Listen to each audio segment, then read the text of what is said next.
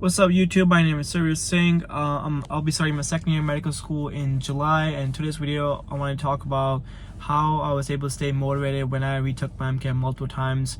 I shared my story in the last video, but basically I took the MCAT 3 official times, where my scores were 498, 498, 502, and I was able to get accepted into osteopathic medical school.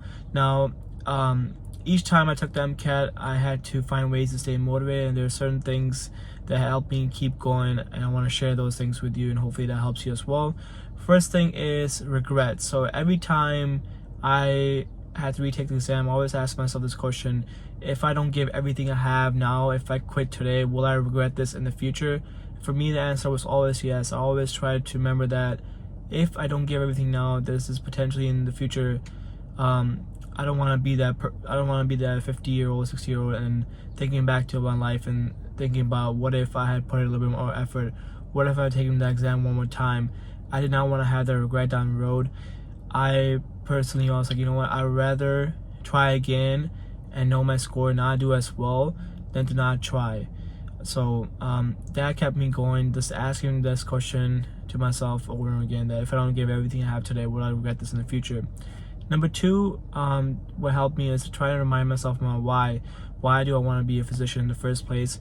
For me, I tried to reread my personal statement each time I didn't feel like studying, and that just encouraged me to keep going because it reminded me of my reasons for wanting to become a doctor. For me, medicine has been a big part of my life. When I was younger, I had an eating disorder between 7th and 8th grade, where I almost died from the eating disorder, and I was hospitalized at the right time. A physician saved my life, and later on my mom dealt with some other health issues where physicians play a major role in helping her get better.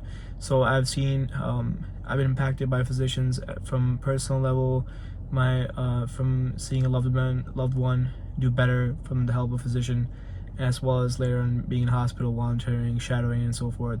And I knew that being a doctor is what I want to do with my life.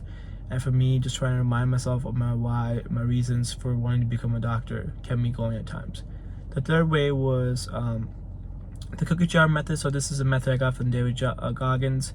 He talks about how in this cookie jar he has slips of paper where he has written everything that he has overcome in his life. And I tried to think about all the things I have overcome in the past, and try to remind myself that if I can overcome all those things, that I can overcome this exam. I want you to remember that if you made it this far, if you're made it this far to the point of taking the MCAT, then you have already overcome a lot of barriers. You already gone through a lot of pre-med classes, and if you can get through all those, you know you can get through this exam as well. So no matter what MCAT attempt you're on, I don't want you to give up. I want you to keep fighting, keep going, and I believe in you. One day, just like everything else you overcome, this is gonna be another exam you overcome. And you never know what score will help you get into medical school. Like I was able to get into medical school with a 502, but I want you to keep pushing for your goals, and it will pay off at the end, just like it did for me. The last way I was able to stay motivated for the exam when I was retaking was to think about, just use every emotion I was feeling at the current time as fuel for MCAT prep, as fuel for studying. For me, I tried to think about the first cycle when I applied to medical school. I was rejected by every single medical school, and I used that as fuel. I was like, you know what? None of the schools wanted to give me a chance to interview. I'm gonna prove them wrong by improving my MCAT score. This is the last hurdle. This is the main red flag on my application. I'm gonna kill it this time and do better and make sure that they give me an interview next cycle.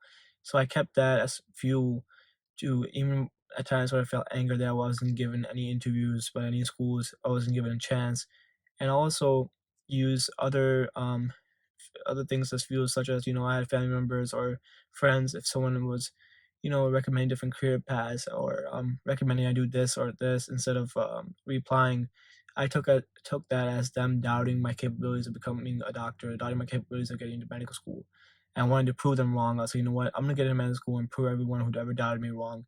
And I use that as fuel to keep going time. So whatever emotions you're feeling, whatever you're going through, try to turn that into positivity, to use as fuel for MCAT prep, and to keep grinding. Lastly, I just want to say, if there'll be a lot of days where you don't feel motivated to study, and you have to push through those days and stay disciplined. That's me even the key. You're not always going to be motivated to do stuff. You just gotta push through those days and stay disciplined, and try to think about the end result. Try to visualize yourself becoming a doctor. Try to visualize yourself getting into medical school and getting a white coat, and that will help you to keep going at tough times. And I just want to say, just keep pushing. Do not give up. You can do this. I believe in you. So hopefully these are some of the ways that help you to stay motivated as you're going through these MCAT retakes. As your MCAT retake attempt, and hopefully this is your last and you do a great job. So thank you for watching. Please smash the like button if you enjoyed the video and subscribe to my channel.